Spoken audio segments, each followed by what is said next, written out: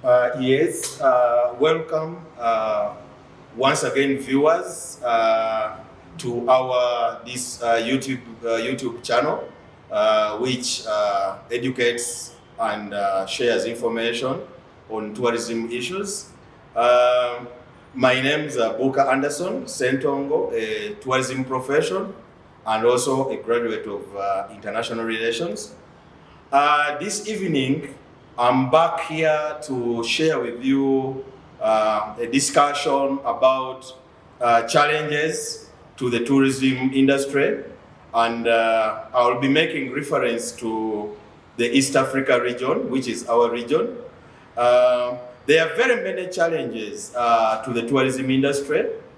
Some are political, some are social, some are economic, and some are internal within the tourism organizations or companies. But to keep this discussion a bit brief, I will focus on the challenges which are of the political nature. So my discussion is going to dwell on the political challenges. Probably in other videos, if I reappear, I will then also share with you about other challenges which are economic, social, and others which are faced within the internal dynamics of the tourism organizations. The political challenges to the tourism industry here in East Africa, I will highlight 5 of them, 5 major ones, which have been observed within our industry or in our countries here in the East African region since independence time. This East Africa region, which is also a part of the Great Lakes region, which we have been referring to in the earlier videos, is a very politically fragile region. What I mean by it being politically fragile, the political environment in our region since independence has been unstable, you would say. It has not been very, very stable, especially as in the post-independence period. There have been lots of political challenges, some of which we could say, if I may cite, I'll start with the first one. There have been civil wars within some of the countries in our region.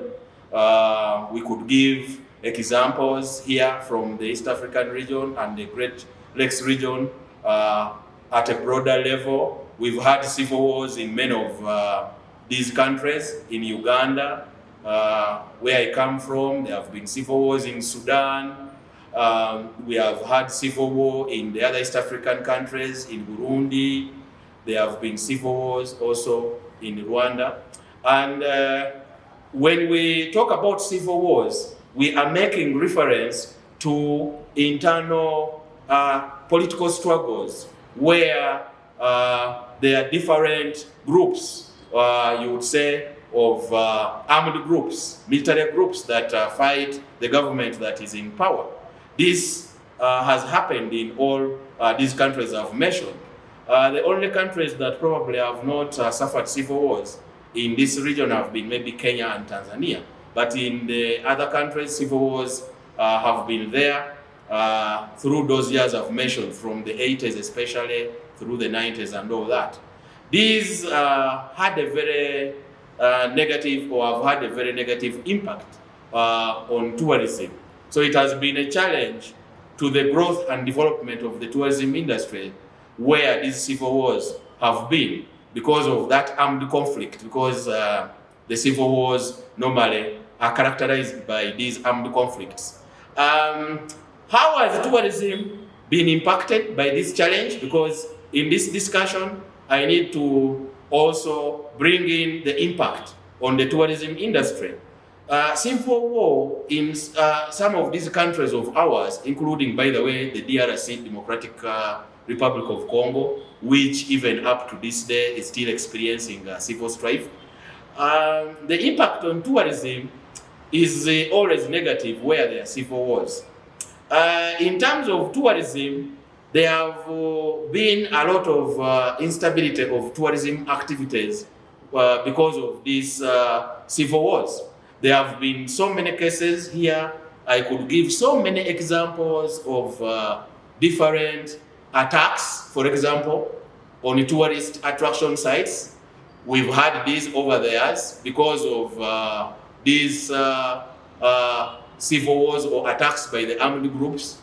In Uganda, we've in the past had attacks by groups, for example, of the Lord's Resistance Army, which was fighting government, especially in the northern part of the country.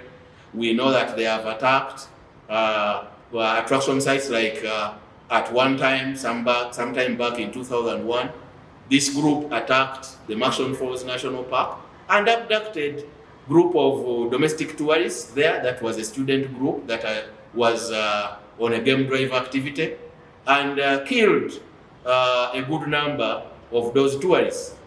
There have been attacks on other national parks like the Mount Rwenzori National Park, which is also one of those that suffered attacks because of this kind of armed political strife or war, with groups attacking in from the eastern part of Congo.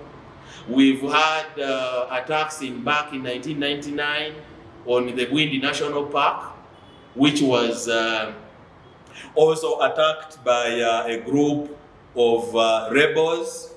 Because you see, like, because of this different civil unrest in this region, some of these rebel groups also have been operating both within some of our destination countries, but also within the other neighboring groups.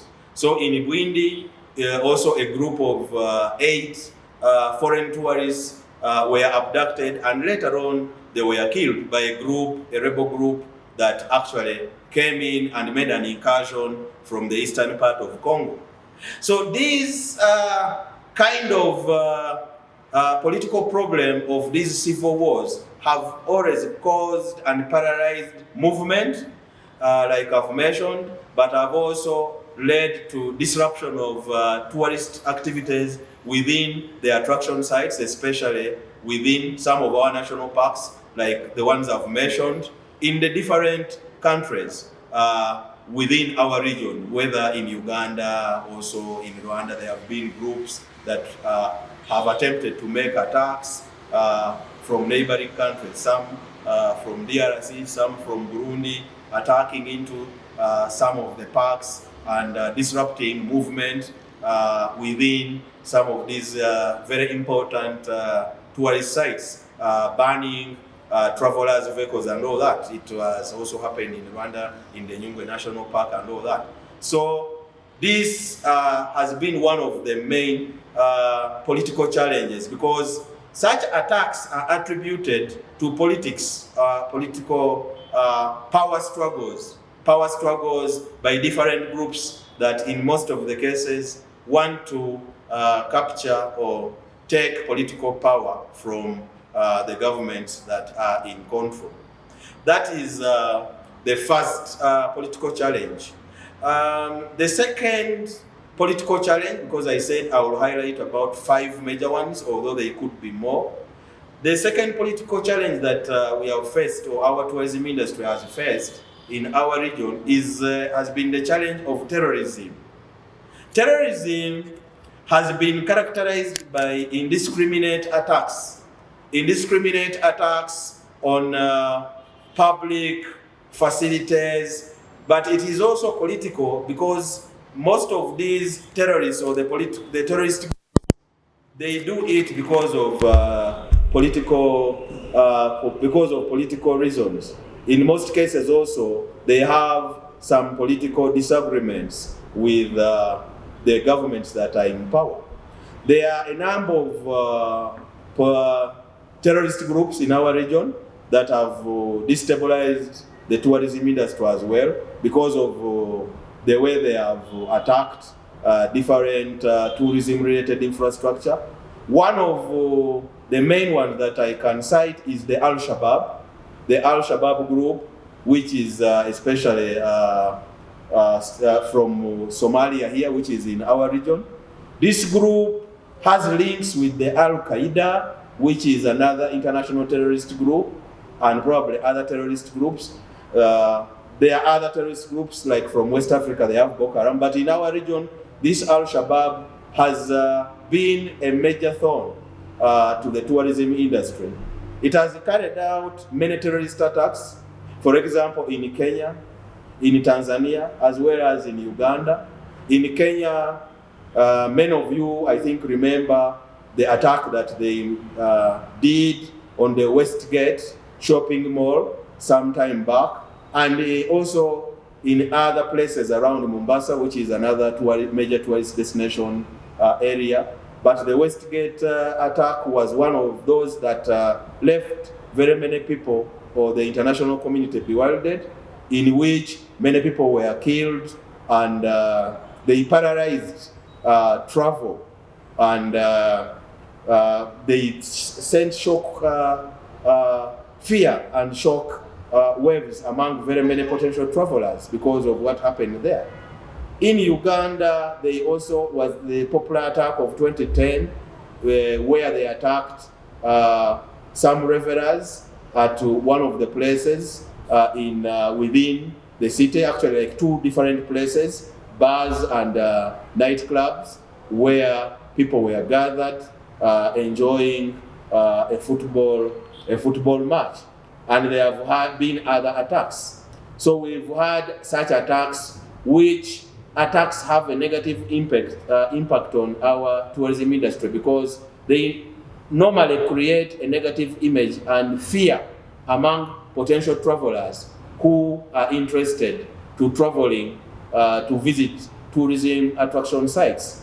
There have been different attacks by other groups, rebel groups like the Allied Democratic Force, which also has used some terror attacks and all that. So we've had different terrorist attacks in most of our countries here, whether in Kenya, whether in Tanzania. In Tanzania, there were attacks by Al-Qaeda groups far back in 1998. Also in Kenya, they attacked in Nairobi, the American embassy. So these attacks have been on for several years. If we go into examples, we have very many examples of terrorist attacks by different international terrorist groups and regional terrorist groups like Alshabab and other international terrorist groups like Al-Qaeda. This is a discussion that could go on and on, but terrorism has also been another of the political challenge that has disrupted our tourism industry. The other third political challenge which I can discuss about is the challenge of political riots and demonstrations. These ones in our East African region have been observed especially in the electoral period, in the electoral season. Normally, the electoral season or the politics of elections and all that, changing offices, especially presidential elections and all that, sometimes are characterized by violence, demonstrations politically, sometimes because some of the parties are disputing the results and all that. There are always a number of political grievances which different political opponents want to settle. So sometimes some of these political riots or demonstrations, because they start as demonstrations, in many cases end up as riots, because riots now mean that violence sets in on the part of some of the demonstrators. Sometimes because they engage, or police has to engage with them to disperse the demonstrators. And in most cases, they end up as riots or chaotic. These, we can refer to examples. This has happened. We've seen this happen in cities like in Kampala, in Uganda. But we've seen some of the outstanding political demonstrations and riots have happened in Kenya, in Nairobi, even most recently. There were those in the post-electoral period of 2008 but we've also seen the ones of recent where we've had the political antagonists clashing and paralyzing, for example, movement within major cities like Nairobi, major cities like Mombasa.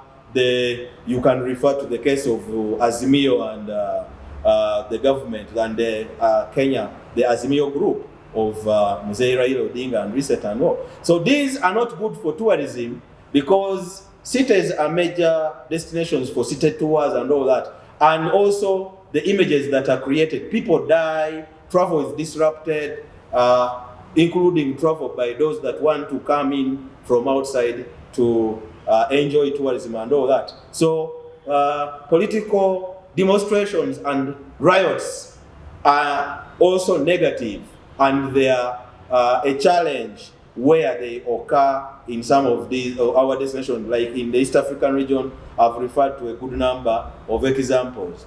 The fourth, because we don't have a lot of time, the fourth challenge, which I could also refer to quickly, there's been a challenge of poor political relations.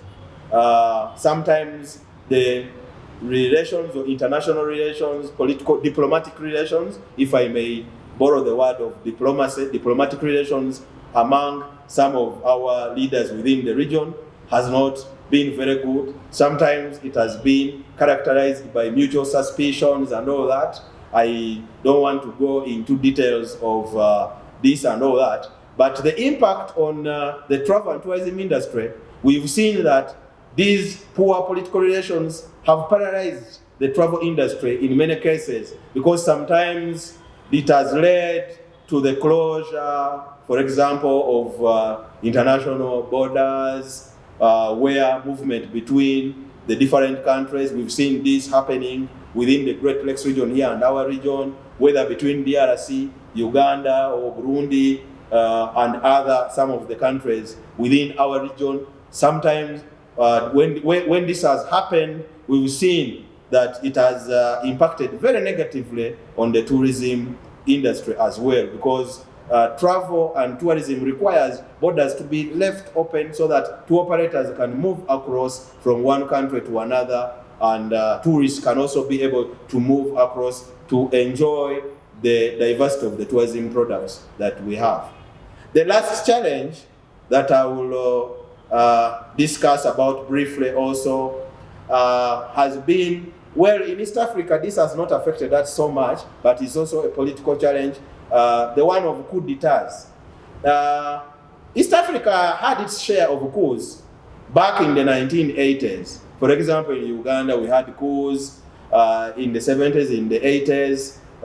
We had coup d'etats where which would involve military takeovers. Burundi had its own coup d'etats, and wherever coups take place, also coup d'etats, this is a political problem where the military takes over the governance using military. This has not been so much in East Africa. What I have said, we've had our share, and we know that recently also there are power struggles going on in the Sudan. In Khartoum, there are power struggles involving military. That is an attempt also of a coup in there. It is Sudan, although the northern part of Sudan may not be part of there, to take over power. Although this problem in Africa today has been more witnessed in West Africa, it has the era of coups has come up again. We've seen many coups that have happened in West Africa. So there in West Africa we can refer to many examples in Mali, in Burkina Faso, in the recent weeks in Niger, the coup which is threatening to bring in intervention from ECOWAS and other international groups. So East Africa also, these cases or this political challenge has been there, although not in most of the countries. It is another of the political challenge that challenges the tourism industry, because wherever these coups occur, certainly these coups, whether they are bloodless or whether they involve violence, in most cases they create an impact. Travelers will normally fear the image and all that of that particular country. There is always that fear that the military has taken over control, and many international tourists sometimes fear to travel to these destinations. In the discussion of today, I will conclude by saying that those are some of the political challenges which have impacted negatively. I've highlighted 5 of them. The civil wars within our destination countries, coup d'etats where they have happened, also within our region. I've given you some examples.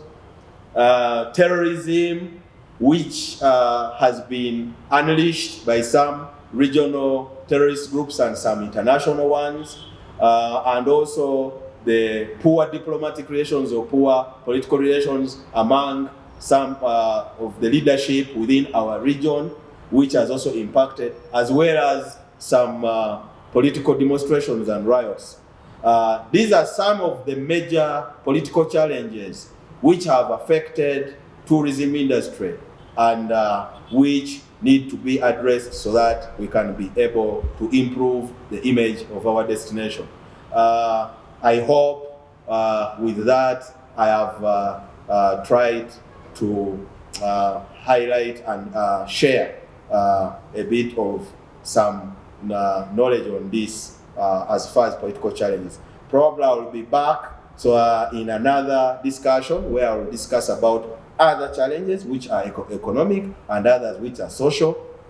Please keep following our discussions on this channel.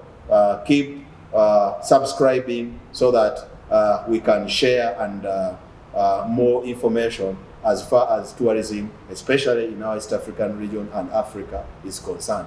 Thank you for your audience. Thank you very much.